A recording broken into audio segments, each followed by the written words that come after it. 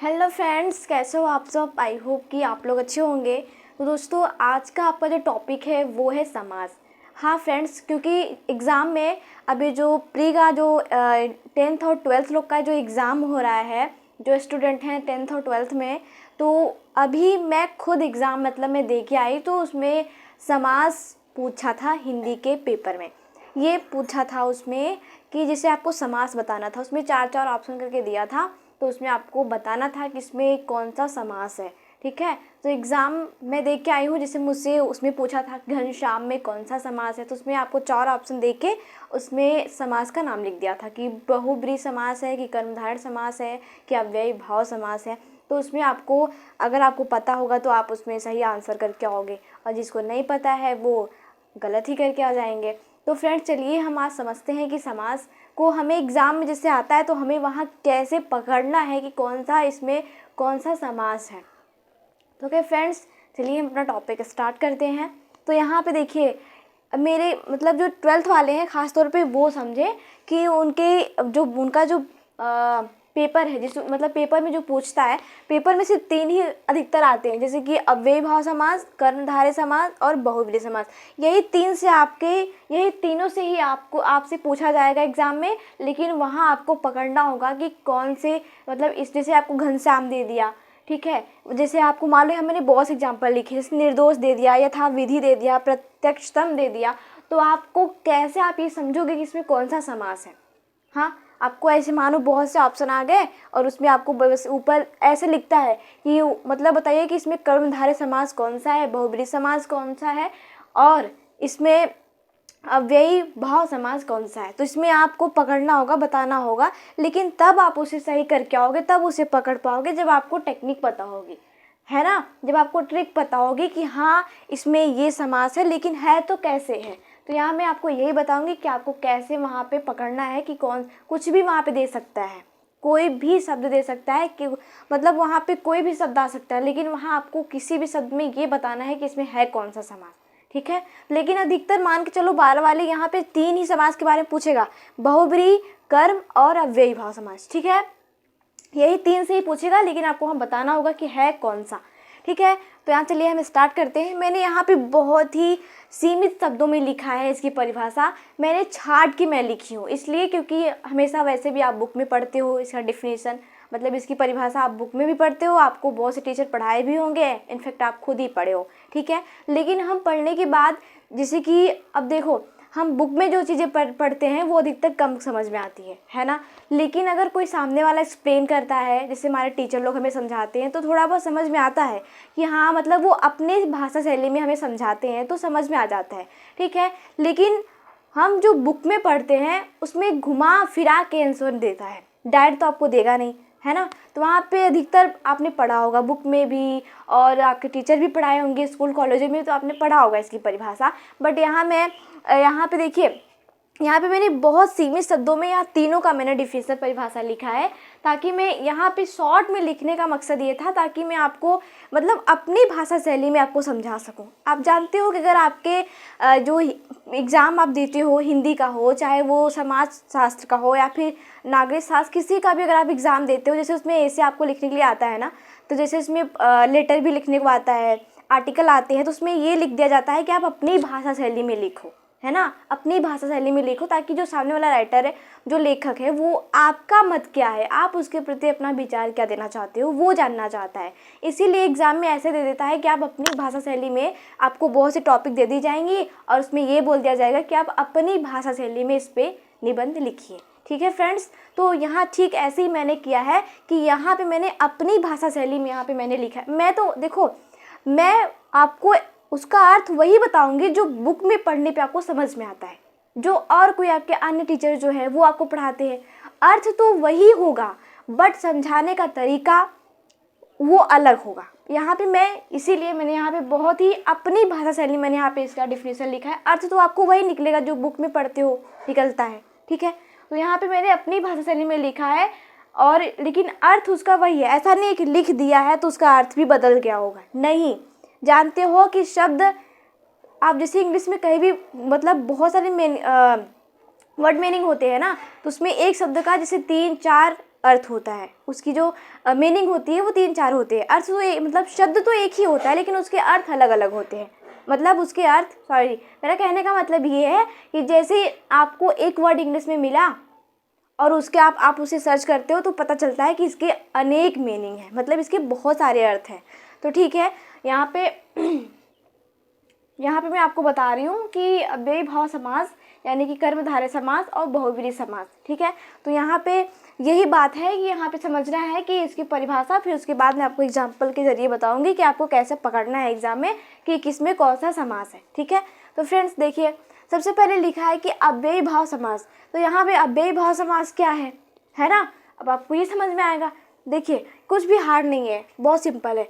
यहाँ देखिए अव्ययी भाव समास, तो यहाँ क्या कह रहा है, जिस समास में पूर्व पद अव्यय हो और उसी के अर्थ की प्रधानता हो उसे अव्ययी भाव समास कहते हैं। अब आप बोलोगे यहाँ कौन सा नया अपना भाषा शैली लेके चली आई है तो वही जो बुक में लिखा है।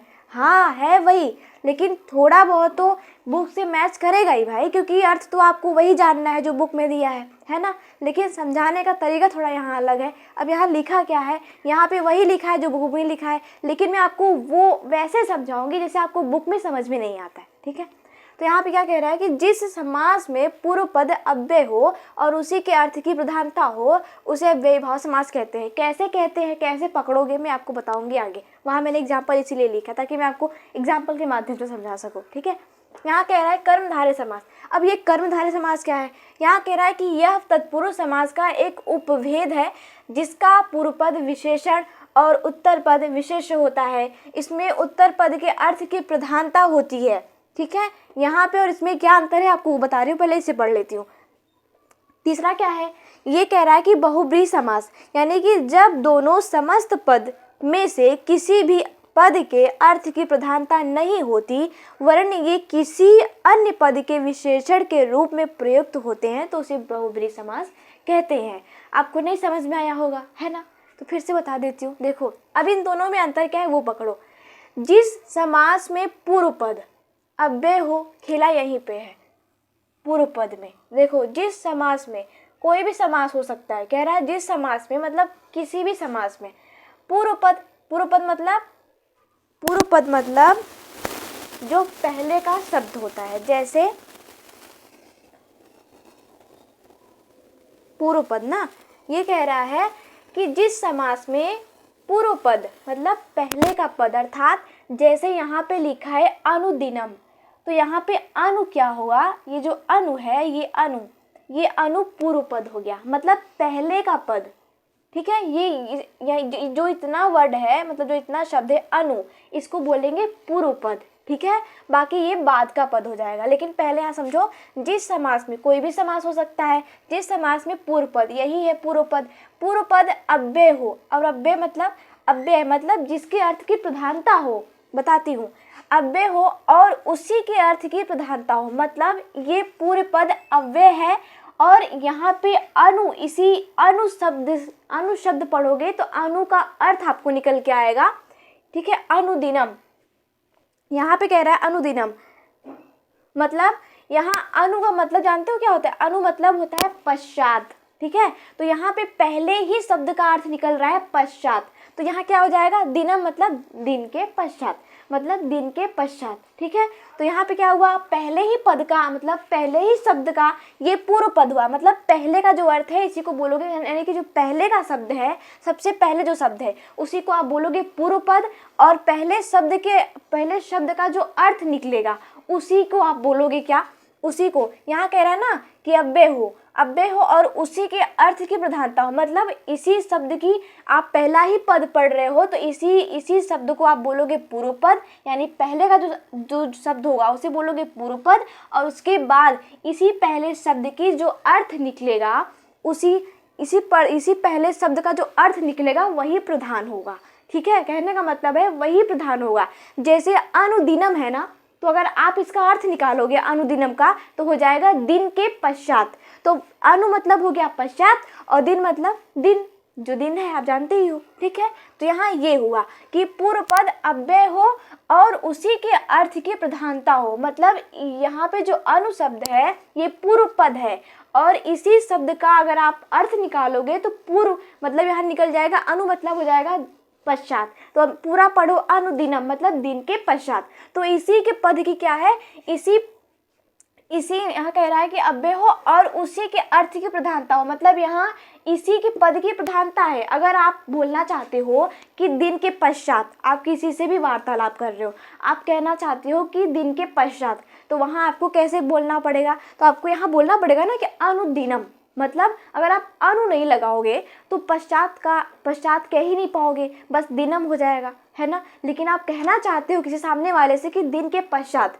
तो यानी आपको बोलना ही पड़ेगा अनुदिनम। तो यहाँ आपका अनु आएगा ही आएगा, मतलब दिन के पश्चात। अनुदिनम का मतलब होता है दिन के पश्चात, यानी कि अनु मतलब पश्चात और दिनम मतलब दिन, जानते हो। तो यहाँ पे क्या कह रहा है, इसी शब्द के अर्थ की प्रधानता हो तो उसे ही अव्ययीभाव समास कहते हैं। यहाँ बस आपको इतना पकड़ना है, कोई भी शब्द आ जाए, यहाँ मैंने जो लिखा है अगर इसके बजाय कोई भी वर्ड आता है, कोई भी शब्द आता है, तो भी वहाँ आपको सबसे पहले देखना है कि अगर जो पहले वाला शब्द है, इस शब्द की कोई अर्थ निकल रहा है या नहीं। अगर पहले वाले कोई भी शब्द है, उसमें जो पहला शब्द है, जैसे यहाँ अनु है, यहाँ अनु मतलब पश्चात होता है, तो यहाँ पे जैसे कोई भी शब्द है अगर उसका अर्थ निकल रहा है, यानी कि यहाँ शब्द में पहला शब्द जो है, अगर उस शब्द की कोई अर्थ निकल रही है, कोई अर्थ निकल रहा है, तो समझो वहाँ पे अव्ययीभाव समास है। ठीक है, यहाँ पे अर्थ निकल रहा है ना पश्चात, तो यहाँ पढ़ोगे दिन के पश्चात, हाँ अर्थ निकल गया, मतलब इसी पद की यहाँ पे क्या है, प्रधानता है, मतलब इसी को महत्व दिया जा रहा है ना, अनु। अगर अनु मतलब मैंने कहा पश्चात, तो आप कहना चाहते हो कि दिन के पश्चात, ठीक है। तो यहाँ पे पूर्व पद क्या है, ये प्रधान है, और इसमें इस शब्द में सबसे मेन यही है अनु, ठीक है, यानी कि इस शब्द की प्रधानता है। तो यहाँ पे क्या है, अव्ययीभाव समास। समझ में आया, अनुदिनम। अब ये कह रहा था, समझ में आ गया ना, मतलब जिस भी शब्द में कोई भी समास हो, ठीक है, उसमें पूर्व पद यानी पहले का जो शब्द है, जैसे यहाँ पहला शब्द ले लो, पहला अहिमालयम, ठीक है, अहिमालयम पहला शब्द हो गया। ऐसे इसमें पहला शब्द ले लो, पहला शब्द ले लो, और जो भी इतने पहले शब्द है, अगर इस पहले शब्द का अर्थ निकल रहा है और उस शब्द में उसी अर्थ की प्रधानता है, तो वहाँ अव्ययीभाव समास होगा। ठीक है, यही कह रहा था। अब यहाँ कह रहा है कर्मधारय समास। कर्मधारय समास क्या है, यहाँ कह रहा है कि यह तत्पुरुष समास का एक उपवेद है, मतलब उसका जैसे कहते हैं ठीक उसके विपरीत, उसका टू कॉपी। हाँ, तो लेकिन उससे नहीं समझना, देखो इसका पूर्व पद, अभी क्या कह रहा है, इसमें भी पूर्व पद देखे थे ना, अब इसमें भी देखते हैं पूर्व पद। इसका पूर्व पद विशेषण और उत्तर पद, ये है उत्तर पद, यहाँ ये था पूर्व पद, ये था उत्तर पद, विशेष होता है, बस इसमें यही खेल है, इसमें यही खेल है। क्या है, विशेष होता है, इसमें उत्तर पद, ठीक है, इसमें उत्तर पद के अर्थ की प्रधानता होती है, इसमें उत्तर पद की प्रधानता होती है। अभी तक हमने देखा कि जो अव्ययीभाव समास था, इसमें पहले पद की प्रधानता हो रही थी, यानी पहले पद की प्रधानता हो रही थी, मतलब पहले शब्द को महत्व दिया जा रहा था, पहले पद के अर्थ को ही प्रधानता दी जा रही थी। लेकिन यहाँ ठीक समझो, यहाँ क्या कह रहा है कि पूर्व पद, ये तो पूर्व पद था। अब देखो, लेकिन इसमें क्या कह रहा है, कर्मधारय में, अब इधर आ जाओ, ये कर्मधारय का एग्जाम्पल है। अब इसमें क्या कह रहा है, कर्मधारय में कह रहा है कि पूर्व पद विशेषण और उत्तर पद विशेष होता है। कहने का मतलब ये है कि जैसे यहाँ पे देखो, मैं आपको बताती हूँ एग्जाम्पल में, बहुत इंटरेस्टिंग टॉपिक है ये, आपको हर एक एग्जाम में पूछता है, क्योंकि ये ग्रामर से है ना, इसलिए। यहाँ कह रहा है कि पूर्व पद, अब देखो जैसे कि ये वाला जो एग्जाम्पल है ना, ये आपका, यहाँ मैंने दूसरा लिखा है ना, तो ये आपका इसका है, कर्मधारय समास का एग्जाम्पल है। ठीक है, तो यहाँ पे समझो, यहाँ कह रहा है कि पूर्व पद विशेषण, मतलब जैसे मान लो यहाँ पे मैंने इतना एग्जाम्पल लिखा है, कोई भी एग्जाम्पल ले लेते हैं। जैसे यहाँ पे लिखा है नील कमलम, तो मैं इस एग्जाम्पल को लेती हूँ। हाँ, यहाँ पे लिखा है नीलम कमलम, ठीक है, मतलब नीलम कमलम, यहाँ क्या लिखा है, नीलम कमलम। अब समझो, पूर्व पद विशेषण। अब यहाँ जो नील है, यहाँ पे जो नील लिखा है, नील, अगर मैं नील शब्द को सिर्फ काट लूँ, यहाँ से देखो नील शब्द, यहाँ पे जो नीलम कमलम लिखा है ना, तो यहाँ पे नील पद जो हो गया, ये क्या हो गया, ये पूर्व पद। अब पूर्व पद क्या है, ये पूर्व पद जो है, ये क्या हो जाएगा, विशेषण। समझो, ये हो जाएगा विशेषण। ठीक है, ये जो पूर्व पद है, सिर्फ और सिर्फ पूर्व पद जो है वो हो जाएगा विशेषण। ठीक है, विशेषण। लेकिन क्या कह रहा है आप समझो, और पूर्व पद तो विशेषण हो गया, मैंने आपको बता दिया, और उत्तर पद विशेष होता है। अब ये क्या है, जो इसके पीछे का शब्द है इतना, यहाँ लिखा है कमलम। ठीक है, ये जो कमलम है, जो इसके पीछे का शब्द है, ये हो जाएगा आपका विशेष्य। क्या हो जाएगा, ये हो जाएगा आपका विशेष्य। अब समझ में आया कि विशेष्य क्या है और विशेषण क्या है, समझ में आ गया ना। देखो, तो यही उत्तर पद किसे कहेंगे, जैसे ये जो पहले का शब्द है ये मतलब ये आपका उत्तर पद हो गया। एक मिनट में दूसरा मार्क लेती हूँ, ये चल भी नहीं रहा है। देखो यहाँ पे कह रहा है, देखो अब हाँ ये समझो कि उत्तर पद क्या है, ये आपका पूर्व पद है। ठीक है, ये आपका पूर्व पद है, जबकि ये आपका उत्तर पद है। अब समझ में आया कि उत्तर पद क्या है। तो यहाँ पे ये क्या है, ये पूर्व पद है, मतलब जो पहले वाला शब्द है ये पूर्व पद हो गया, और जो कमलम है ये आपका उत्तर पद हो गया। अब समझ में आ गया। तो यहाँ क्या कह रहा है कि पूर्व पद, तो पूर्व पद तो ये है, तो यहाँ कह रहा है पूर्व पद विशेषण। तो यहाँ पूर्व पद जब ये है तो ये क्या हो गया, ये विशेषण हो गया। और यहाँ पे जो उत्तर पद विशेष है, मतलब विशेष होता है, तो यहाँ पे जो ये उत्तर पद है ये क्या हो गया, ये विशेष हो गया। अब समझ में आ गया ना बात, बस यही खेला है इसमें। और यही कह रहा है कि इसमें अब वही बात है, अब इसमें उत्तर पद क्या है मैंने आपको बता दिया, पूर्व पद क्या है वो बता दिया, लेकिन यहाँ पे अभी देखो पूर्व पद को ही विशेषण और उत्तर पद को विशेष कहते हैं। फिर इसमें एक बात और समझना है कि इसमें उत्तर पद के अर्थ की प्रधानता होती है। अभी तक आपने देखा कि अव्ययी भाव समास में पूर्व पद जो पूर्व पद था उसी के अर्थ की प्रधानता हो रही थी, मतलब यहाँ अनु है तो अनु शब्द का ही अर्थ निकल रहा था। हाँ, तो यहाँ पे इस पूरे शब्द में सिर्फ अनु को महत्व दिया जा रहा था। ठीक है, तो यहाँ पे इस यानी अनु शब्द की अर्थ की प्रधानता थी इसमें, लेकिन अब इसमें कह रहा है कि इसमें उत्तर पद के अर्थ की प्रधानता होती है। इसमें पहले पद की प्रधानता थी, मतलब अव्ययी भाव समास में पहले पद की प्रधानता थी, लेकिन अब जो कर्मधारय समास है इसमें जो उत्तर पद है, उत्तर पद इसके अर्थ की प्रधानता होगी। समझ में आ गया बात, बस यही है, इसमें उत्तर पद के अर्थ की प्रधानता होती है। मतलब ये है उत्तर पद, ये आपका पूरा कर्मधारय समास है, और इसमें है मतलब इसमें पूरा आपका कर्मधारय समास है। तो यहाँ पे मैंने एक शब्द लिया नील कमलम, तो यहाँ जो नील है ये आपका पूर्व पद है। इतना जो शब्द है अगर मैं इसे काट दूँ, यहाँ देखो मैंने इसे अलग कर दिया। ठीक है, मैंने यहाँ इसे अलग कर दिया, ये देखो। अब जैसे मैं इसे यहाँ पे अलग कर दी, अब देखो अब ये जो आपका पहला शब्द है नील, ये आपका पूर्व पद हो गया इसमें, और यहाँ पे जो कमलम है ये आपका उत्तर पद हो गया, और यहाँ पे जो नील है इसे आप ये उत्तर पद को विशेषण और कमलम को यानी कि उत्तर पद को विशेष कहते हैं। विशेष होता है, कर्मधारय को बता रही हूँ, ठीक है, विशेष होता है। लेकिन इसमें जो उत्तर पद होता है सिर्फ और सिर्फ इसमें उत्तर पद की प्रधानता होती है, जो शब्द में मतलब जो शब्द कर्मधारय है। यहाँ पे कोई भी शब्द है इसमें सिर्फ और सिर्फ जो उत्तर पद है वही प्रधान होगा, उसी के अर्थ की प्रधानता होगी, बस और कुछ नहीं है। नेक्स्ट देखते हैं। नेक्स्ट कह रहा है कि बहुब्रीहि समास क्या है। हाँ, बहुब्रीहि जब दोनों समस्त पद में से किसी भी पद के अर्थ की प्रधानता नहीं होती, वरन ये किसी अन्य पद के विशेष के रूप में प्रयुक्त होते हैं। अब कहने का मतलब ये है, जैसे आप जानते हो कि राज्य स्तर पे जो आपने पढ़ा होगा कैबिनेट मंत्री के बारे में, तो वहाँ पे उपमंत्री भी होते हैं। हाँ, उपमंत्री होते हैं, वो किस लिए होते हैं, ताकि जो कैबिनेट होते हैं उसको 3 खंडों में डिवाइड कर देते हैं, है ना। तो उसमें 2 होते हैं और उन दोनों का हेल्पर करने के लिए एक उप होता है। जैसे मैं आपको बताऊं, प्रेसिडेंट होते हैं, है ना, प्रेसिडेंट होते हैं तो उनके हेल्प के लिए उपराष्ट्रपति होते हैं, मतलब राष्ट्रपति के लिए उपराष्ट्रपति होते हैं, है ना। तो वैसे यहाँ पे कह रहा है। अब यहाँ पे बहुब्रीहि समझो, मैं आपको बहुब्रीहि समझा रही हूँ।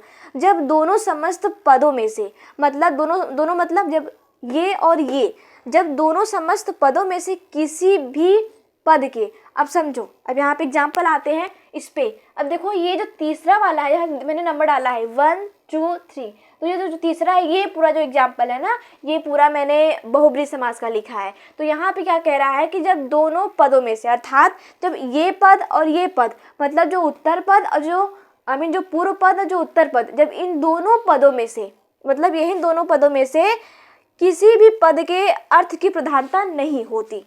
कहने का मतलब है, अभी तक आपने देखा इसमें तो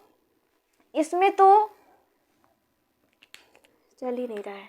देखो इसमें तो जो यहाँ पे था, जो अव्ययीभाव समास था, इसमें आपने देखा कि जो पहला पद होता है, पहला पद सिर्फ और सिर्फ उसमें, मतलब इसमें जो पहला क्या, उत्तर पद लिख देते हैं हम, पूर्व पद, ठीक है, पूर्व पद।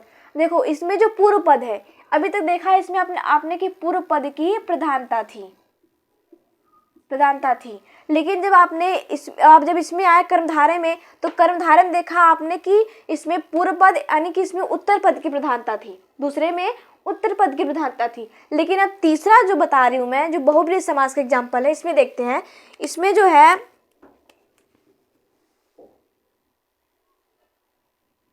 देखिए यहाँ पे, अब जैसे मैंने यहाँ पे लिया महाधनम, या फिर ले लो जैसे यहाँ पे मैंने एक एग्जाम्पल लिया त्रिनेत्रम, मतलब त्रिनेत्र, ठीक है। तो यहाँ पे देखिए त्रिनेत्र, यहाँ पे ना तो पहले पद की प्रधानता है और ना तो उत्तर पद की प्रधानता है, इसमें दिख रहा है आपको।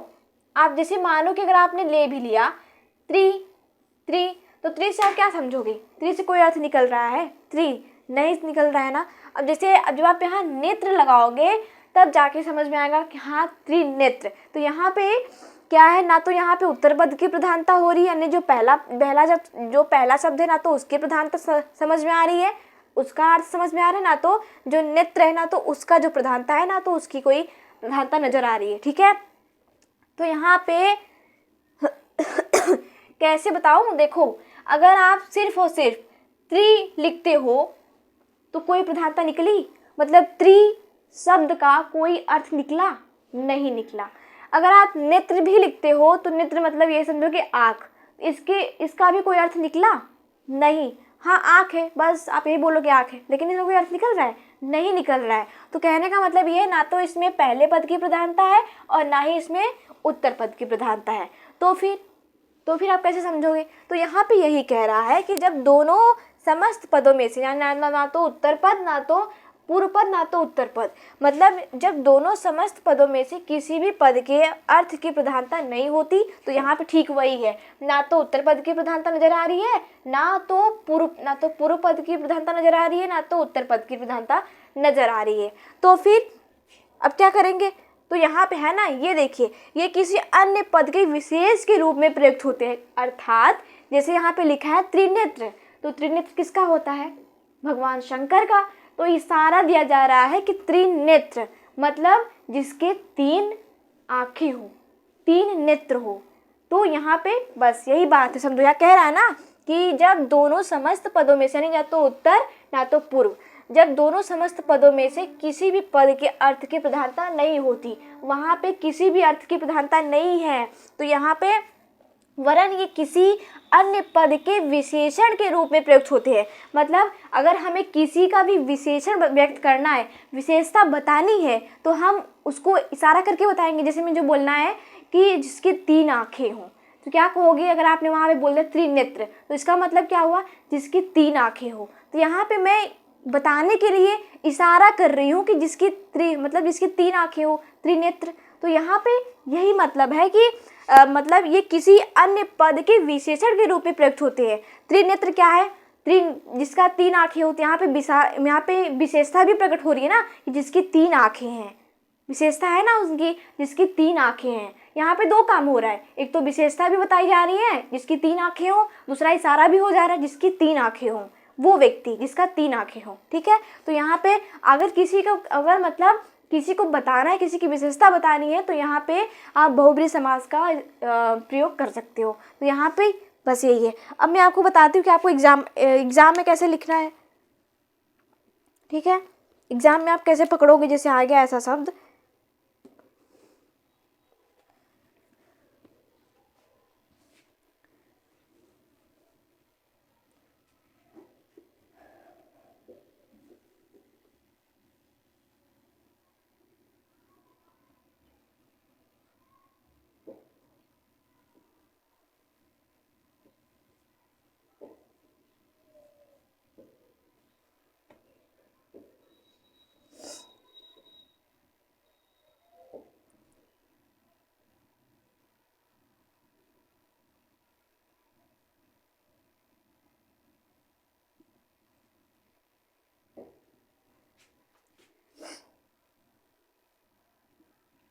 देखते हैं। हाँ, जैसे मान लो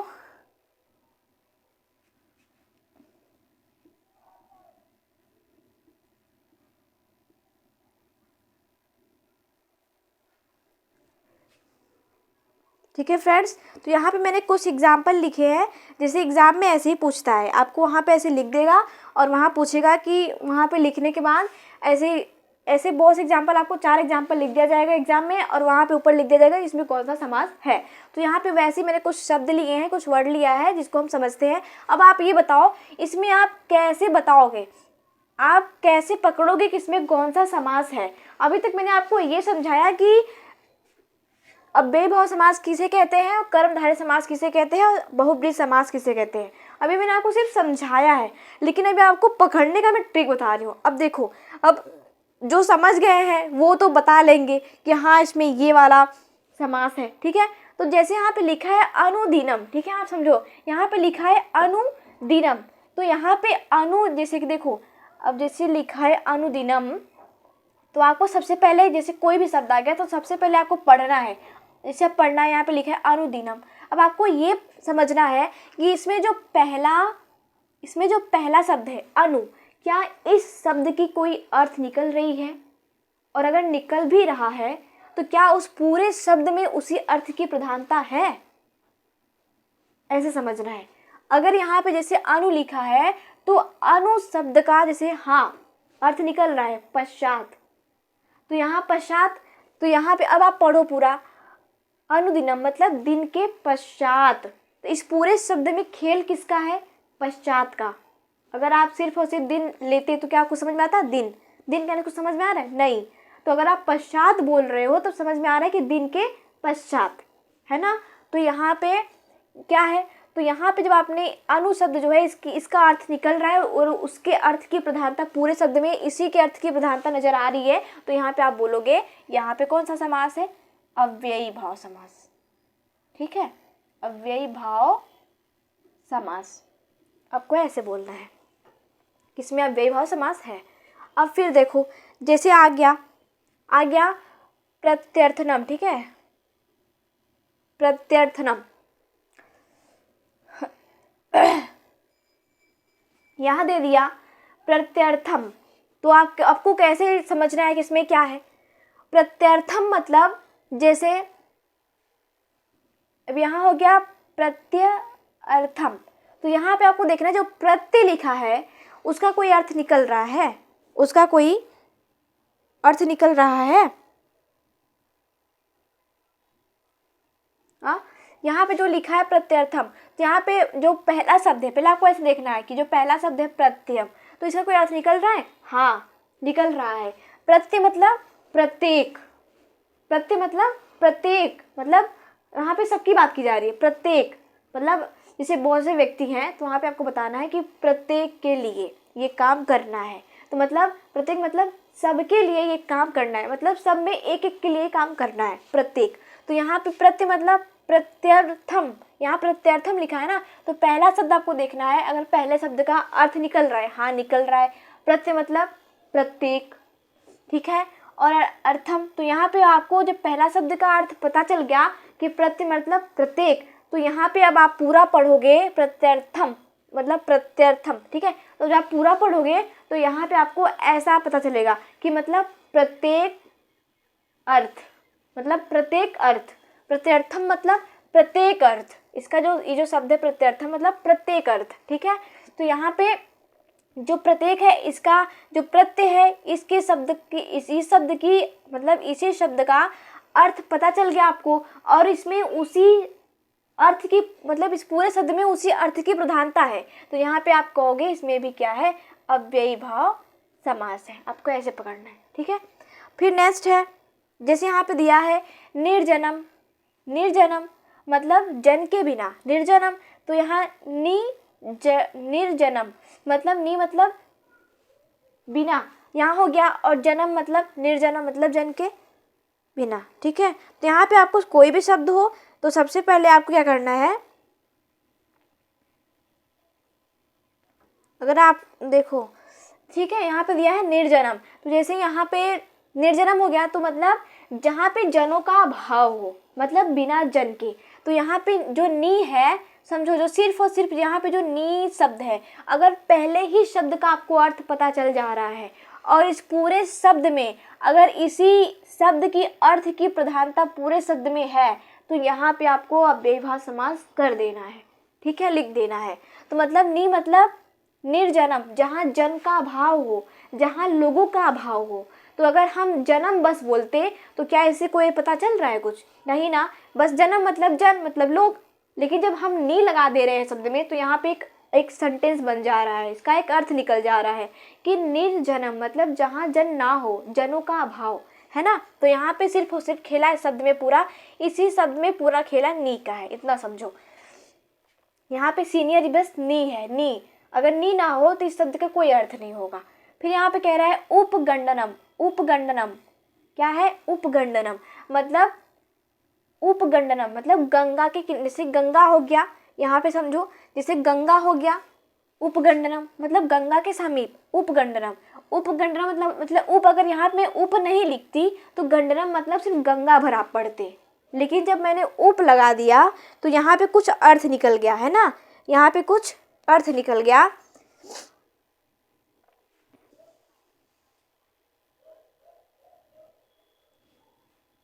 ये बार बार सूख जा रहा है, ठीक है। यहाँ पे जब मैंने लिख दिया उपगंडनम तो यहाँ मतलब अगर मैं यहाँ पे इस शब्द में उप नहीं लिखी होती ना, उप नहीं लिखा होता तो आप सिर्फ और सिर्फ गंगा भर पढ़ते, गंडनम मतलब गंगा। लेकिन जब यहाँ उप लग गया तो आपको एक सेंटेंस निकल के आया, इसमें एक अर्थ निकल के आया कि गंगा के समीप, क्योंकि यहाँ उप मतलब समीप, तो मतलब उपगंडनम मतलब गंगा के समीप, है ना। तो यहाँ पे उप का ही पूरा खेला है, मतलब इसमें पहला जो पद है इसी पद की प्रधानता है पूरे शब्द में, तो यहाँ पे आपका वैभव समास होगा, बस आपको ऐसे समझना है, ठीक है। हिमालय है, हिमालय, तो यहाँ हो जाएगा, सॉरी यहाँ पे है अहिमालय, ठीक है, हिमालय के बिना, तो यहाँ पे भी पहले पद की प्रधानता है। निर्दोष, जो निर्दोष है, अगर यहाँ पे कहते नहीं कि वो दोषी है, लेकिन अगर आप उसके आगे नी लगा देते हो तो यहाँ पे पूरे शब्द का खेला ही पलट जाता है, पूरे शब्द का अर्थ ही बदल जाता है, हो जाता है निर्दोष, मतलब निर्दोष मतलब बिना किसी दोषी के, वो दोषी नहीं है, वो अपराधी नहीं है। तो यहाँ पे जैसे यहाँ पे दोष कहते हो लेकिन अगर उसके आगे नी लग जाता है तो उस शब्द का पूरा ही खेला बदल जाता है, पूरा अर्थ ही बदल जाता है, मीनिंग ही चेंज हो जाती है। तो यहाँ पे क्या हो गया, पहले पद की प्रधानता है तो ये भी आपका वैभव समास हुआ, ठीक है, बस आपको ऐसे समझना है। यथा विधि मतलब विधि के अनुकूल, मतलब विधि के अनुसार, अगर यहाँ बस विधि भर होता तो क्या आप समझते, विधि मतलब विधि विधान कानून बस, लेकिन अगर यहाँ पे यथा लग गया तो यहाँ पे एक सेंटेंस निकल के आया कि विधि के अनुसार, यानी कि विधि के बिना, ठीक है। तो यहाँ पे यथा जो है इसी का ये पहला पूर्व पद है और इसमें पूरे शब्द में इसी की प्रधानता है, ठीक है, इसी का मतलब यहाँ पे इसी का चल रहा है, मतलब इसी शब्द में पूरा इसी की प्रधानता है। यहाँ पे भी हो गया आपका वैभव समास, बहुत सिंपल है लेकिन आपको यहाँ बस थोड़ा सा समझने की बात है। यहाँ पे प्रत्यक्षणम है, प्रत्यक्ष मतलब अगर हम क्षम बस बोलते तो कुछ समझ में आता नहीं ना, उसका अर्थ भी नहीं निकलता, लेकिन जब मैं प्रत्यक्षणम लगा दी तो मतलब प्रत्यक्ष मतलब डायरेक्ट, मतलब कोई भी चीज़ आंखों के समीप हो रहा है, मेरे सामने हो रहा है ना, प्रत्यक्ष मतलब मैंने देखा है, मेरे सामने ये चीज़ हुआ है ना। तो यहाँ पे प्रत्यक्ष मतलब सीधा कोई भी चीज़ हो रहा है मेरे सामने ही हुआ, तो यहाँ पे इसका भी पहले इसमें पूर्व पद की प्रधानता है तो यहाँ पे भी वैभव समास हुआ। यहाँ दिया है आज समुद्रम, ठीक है। आ समुद्र मतलब समुद्र के समीप, तो यहाँ पे आ अगर नहीं होता तो समुद्र मतलब सागर आप समझते, लेकिन जैसे यहाँ आ लग गया तो यहाँ पे एक सेंटेंस निकल गया कि समुद्र के समीप। ठीक है, तो यहाँ पे ये पूर्व पद है, इसमें पूर्व पद की प्रधानता है पूरे शब्द में, इसी का मतलब इसी अर्थ की पूरी प्रधानता है, तो इसलिए यहाँ पे भी अव्ययीभाव समास होगा। फिर यहाँ देखा है उपकुलम, उपकुलम मतलब उपकुलम, तो यहाँ पे भी उप जो है इसी अर्थ की प्रधानता है इसमें, तो यहाँ पे भी अव्ययीभाव समास होगा। ठीक है फ्रेंड्स, अब समझ में आया ना कि आपको कैसे पकड़ना है, अव्ययीभाव समास है या नहीं है। बस कोई भी शब्द है अगर उसमें पहले अर्थ जो पहला शब्द है, अगर कोई भी शब्द आपको दिया है, कोई भी वर्ड है, लेकिन उस वर्ड में आपको ये देखना है कि जो पहला शब्द है उस शब्द का कोई अर्थ निकल रहा है कि नहीं, और अगर अर्थ निकल रहा है तो उसके अर्थ की पूरे शब्द में उसी अर्थ की प्रधानता होगी, और है तो वो अव्ययीभाव समास है। बस ऐसे देखना है। अब नेक्स्ट देखते हैं, जैसे यहाँ दिया है महावीर, तो यहाँ पे ये देखो ये कर्मधारय समास का एग्जाम्पल पूरा है। यहाँ पे दिया है महावीर, तो यहाँ पे महा जो हो गया ये क्या हो गया, ये विशेषण हो गया। मैंने आपको अभी भी बताया ये क्या हो गया, ये विशेषण हो गया, क्योंकि महावीर है ना, और यहाँ जो वीर है ये आपका विशेष्य हो गया। क्या हो गया, विशेष्य। मैंने आपको अभी भी बताया कि जैसे ये पूर्व पद है और ये उत्तर पद है, लेकिन यहाँ पे क्या है, यहाँ पे पूरी प्रधानता जो है उत्तर पद की है। कैसे, क्योंकि यहाँ बात किसके बारे में की जा रही है, वीर। यहाँ तो जो महा है ये तो एक विशेष मतलब ये तो एक विशेषता है। जैसे मैं किसी व्यक्ति को बोल रही हूँ, आपको किसी व्यक्ति के बारे में बात कर रही हूँ, मैं बोल रही हूँ कि महावीर, मतलब जो महान हो वीर, वो वीर उसके बारे में बात हो रही है। जो व्यक्ति महान हो, जो वीर महान हो, उसके बारे में भी बात कर रहे हैं ना हम लोग। तो यहाँ पे महावीर मैं बोलूँ वो व्यक्ति बहुत महान वीर था, तो यहाँ महा जो है, जो पहला पद है महा, ये तो उसका विशेषता हुआ, लेकिन हम विशेषता बता किसकी रहे हैं, वीर की। जो वीर हो, जो महान हो, तो यहाँ पे वो हो गया विशेष्य। ठीक है, तो यहाँ पे आपको समझना है, अगर किसी भी शब्द में उत्तर पद की प्रधानता ना होने के बजाय उत्तर पद की जिस भी शब्द में पूर्व पद की प्रधानता ना होने के बजाय उत्तर पद की प्रधानता हो, उसे कर्मधारय समास कहते हैं। तो यहाँ पे आपको देख लेना है, अगर यहाँ पे पहला, इसमें देखो एक बात बताऊँ आपको, कोई भी अगर आपको शब्द मिलेगा ना, तो ऐसा कोई भी शब्द अगर आ गया जैसे कि नीलकमलम, महेश्वर, महापुरुष, अगर सामने विशेषण मतलब अगर सामने किसी भी शब्द में पहले ही वर्ड में अगर उसकी विशेषता बताई जा रही है ना, और जिसके बारे में बताई जा रही है लास्ट में उसका भी आपको नाम मिलेगा। जैसे यहाँ पे है वीर, वीर मतलब वो व्यक्ति जो महान हो, है ना, तो यहाँ पे आपको महा मतलब तो उसकी विशेषता होगी कि वो महान है, लेकिन है कौन, वीर, जो वीर हो, जो महान हो। तो यहाँ पे जो जिसके बारे में बात हो रही है वो वीर है, लेकिन जो वो है क्या, वो महान है, तो महान यहाँ पे विशेषण हो गया, और जो वीर है वो विशेष हो गया, है ना फ्रेंड्स। समझ में आया। तो यहाँ पे आपको बस इतना समझने के बाद वहाँ पे आपको लिख देना है कि ये क्या है, कर्मधारय समास है। देखो चल भी नहीं रहा है, इसलिए बार बार ये लगाना पड़ रहा है लिंक। ये क्या हो गया, ये आपका कर्मधारय समास हो गया। बस आपको ऐसे पकड़ना है, बस और कुछ नहीं है। अब जैसे नेक्स्ट देख लेते हैं, यहाँ पे दिया है महानदी, तो यहाँ पे महानदी महानदी मतलब जो नदी लंबी हो, जो विस्तार पूर्वक फैली हुई हो, जो महा हो, जो बड़ी हो। तो यहाँ पे जैसे मैं बोलूँ गंगा, एग्जाम्पल ले लो गंगा नदी को, वो क्या है, वो बड़ी है ना, वो विस्तृत है ना। तो जैसे मैं बोलूँ गंगा नदी महान नदी है, तो यहाँ पे क्या हो गया, गंगा नदी वो महान नदी है, तो उसे आप बोलोगे महान नदी। तो महा मतलब महा तो उसकी विशेषण हो गया, क्या हो गया, वो तो उसका विशेषण है, विशेषता है, वो तो उसका विशेषण हो गया, मतलब वो विशेषता हो गया कि वो महान है, लेकिन है कौन, गंगा, है ना। तो यहाँ पे जो गंगा मतलब जहाँ पे जो नदी है, आप इसे बोलोगे गंगा भी बोल सकते हो। तो यहाँ पे जैसे कि ये जो हो गया, ये आपका क्या हो गया, ये आपका विशेषण हो गया, विशेष हो गया। ठीक है, अब समझ में आया। देखो फिर जो नेक्स्ट यहाँ पे है, जो यहाँ पे है महाबल, जो यहाँ पे है महाबल, यहाँ पे है ना महाबल, तो यहाँ पे जो महा है महाबल, इसका अगर पूरे शब्द का अर्थ बताएं, महाबल मतलब जिसके पास बहुत बल हो, जिसके पास बहुत बल हो। तो यहाँ पे जिसके पास बहुत बल है, तो यहाँ पे वो व्यक्ति जिसके पास बल है, लेकिन कितना है, महा मतलब बहुत बल है। तो यहाँ पे महा क्या हो गया, महा शब्द क्या हो गया, जो पूर्व पद है ये क्या हो गया, पूर्व पद इसमें विशेषण है, और जो यहाँ पे बल है ये आपका विशेष्य है। तो यहाँ पे आप लिख दोगे कि ये क्या है, कर्मधारय समास है। ठीक है, तो यहाँ पे भी ऐसे महा है, पुरुष है, तो महान पुरुष वो पुरुष जो महान हो, तो यहाँ पे क्या करोगे, तो यहाँ पे जो महान महा है वो उसकी विशेषता हो गई, और जो यहाँ पुरुष है वो विशेष हो गया, मतलब जिसके बारे में बात हो रही है। फिर यहाँ पे महेश्वर है, तो महेश्वर में महेश्वर, स्वर मतलब जानते हो शिव शंकर को कहा जाता है ना।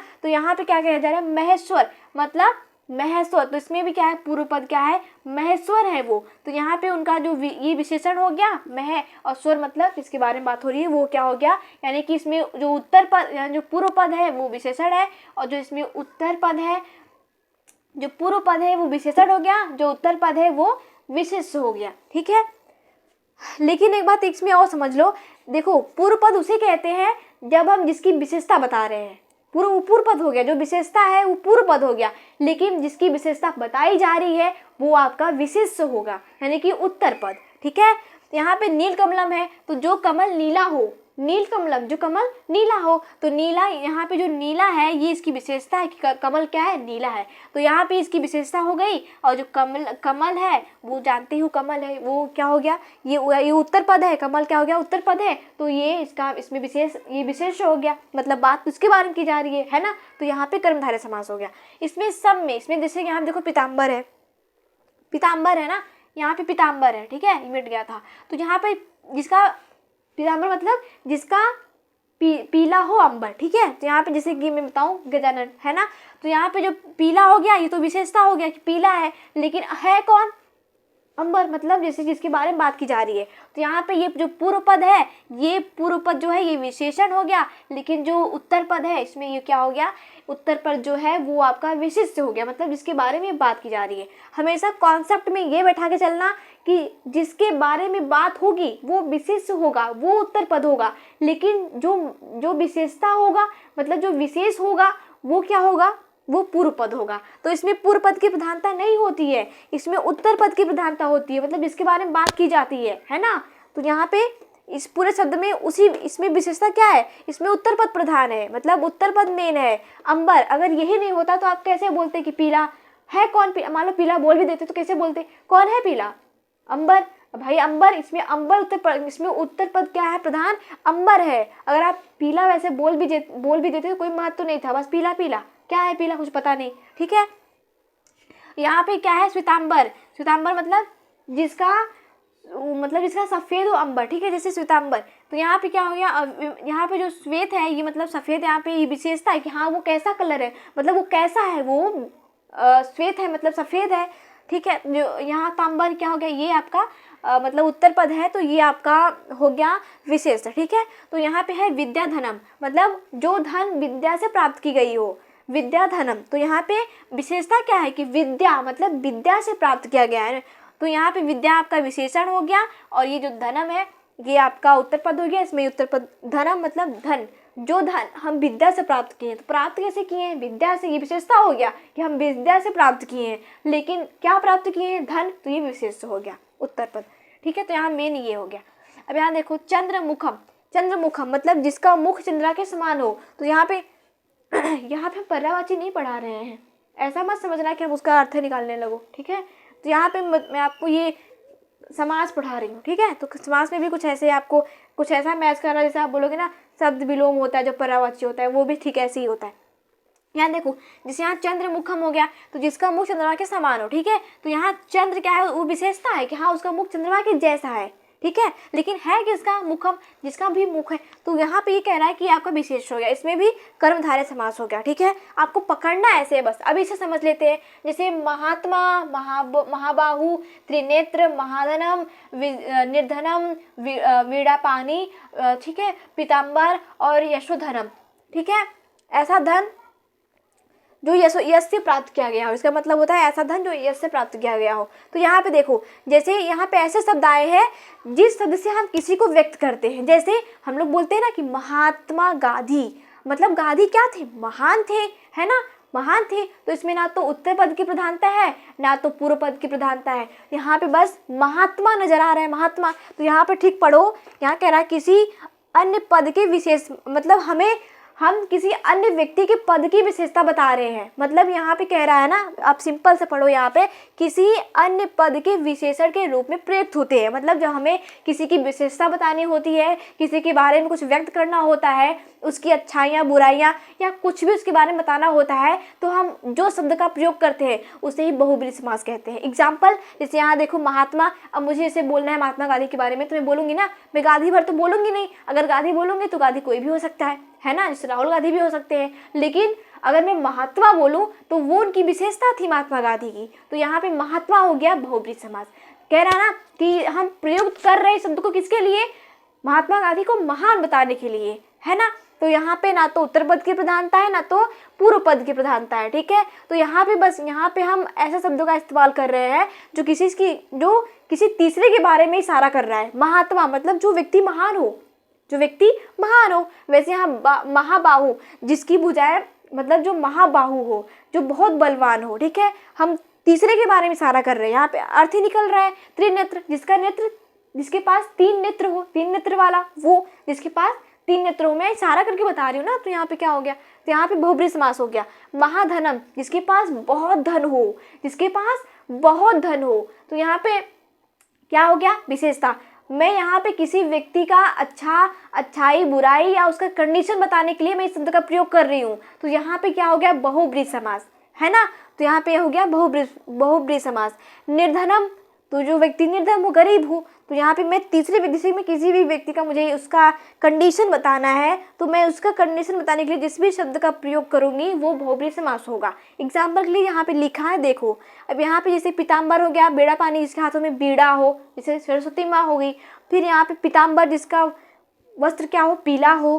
फिर यहाँ पे यशोधनम, ऐसा धन जो यश से प्राप्त किया गया हो, है ना, वो व्यक्ति। तो यहाँ पे हम इशारा के लिए तीसरे व्यक्ति के बारे में बात कर रहे हैं ना, तो यहाँ पे हम जिस शब्द का प्रयोग कर रहे हैं वो बहुब्रीहि समास हुआ, जैसे एग्जाम्पल है। तो यहाँ पे जो पहला एग्जाम्पल था ये आपका बेभाव समास हो गया, इसमें पूरा बेभाव समास हो, ऐसे समझ लेना। मैं आपको बता, जिसमें पूर्व पद की प्रधानता हो, एग्जाम्पल यहाँ लिखा है, जिसमें जिसमें पूर्व पद की प्रधानता हो, इसमें पहले ही जो शब्द है इसका अर्थ निकल रहा है और इसमें इसी अर्थ की पूरे शब्द में प्रधानता है, तो यहाँ पे क्या हो गया, बेभाव समास हो गया।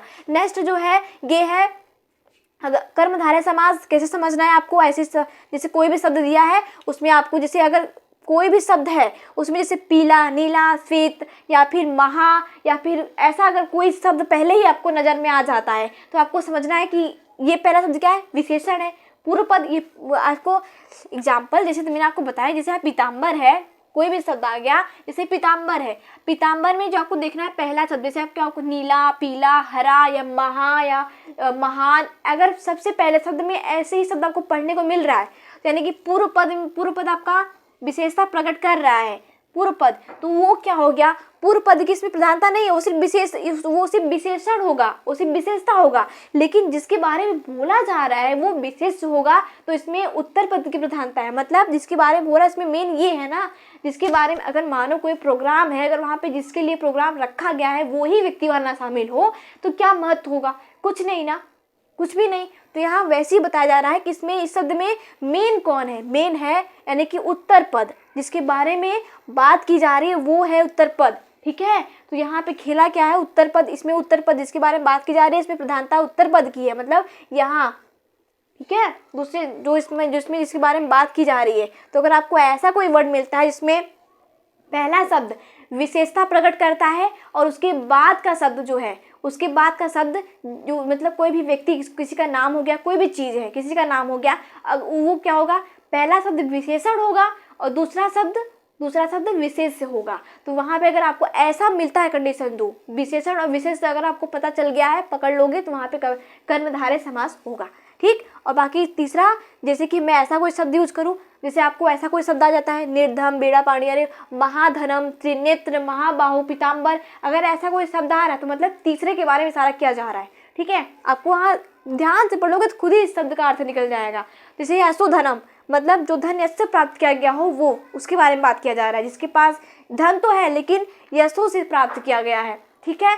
तो यहाँ पे अगर तीसरे के बारे में इशारा किया जा रहा है तो वहाँ पे आपका होगा बहुब्रीहि समास, ठीक है, जिसमें ना तो उत्तर पद की प्रधानता हो और ना तो पूर्व पद की प्रधानता हो, लेकिन वो शब्द किसी तीसरे के बारे में इशारा कर रहा है ना, तो वहाँ पे बहुब्रीहि समास होगा। ठीक है फ्रेंड्स, तो यहाँ पे ये सारे थे। आई होप कि आपको समझ में आया होगा, और अगर ना आया हो तो कमेंट में पूछ लेना, मैं फिर से आपको बता दूंगी। ओके माय डियर फ्रेंड्स, मेरा मकसद था ये मैं आपको समझा सकूं, और ये 3 ही आपके एग्ज़ाम में आएंगे, मतलब जो 12th वाले हैं खासतौर पे मैं उनके लिए बता रही हूँ। ठीक है, जो 12 वाले हैं, 12 वाले उसमें आपको मैंने देखा, मैं खुद दे के आई एग्ज़ाम, उसमें खुद पूछा था, मैं खुद एग्ज़ाम दे के आई हूँ, और उसमें मैंने आपको बता भी दिया, जैसे कि घनश्याम में पूछा था तो मैंने उसमें लिखा था कि उसमें कर्मधारय समास है। ठीक है, क्योंकि घनश्याम, श्याम मतलब जिसके बारे में बात की जा रही है, लेकिन घन मतलब घना हो, मतलब घन मतलब उसकी विशेषता है घन श्याम। ठीक है, तो यहाँ पे मैं इसको तोड़ के वर्ड को एकदम उसका पोस्टमार्टम करके मैं इसको लिख के आई थी, और मेरा सही भी था। ठीक है, मैं मिलाई थी घर पे। तो फ्रेंड्स यहाँ पे अव्ययी भाव समास, कर्मधारय समास और बहुब्रीहि, यही 3 आपके एग्जाम में पूछेगा, 12 वालों आप लोग के लिए है खास तौर पे। ठीक है फ्रेंड्स, आई होप कि आपको समझ में आया होगा। ओके माय डियर फ्रेंड्स, हम फिर मिलते हैं नेक्स्ट वीडियो में। Thank you so much.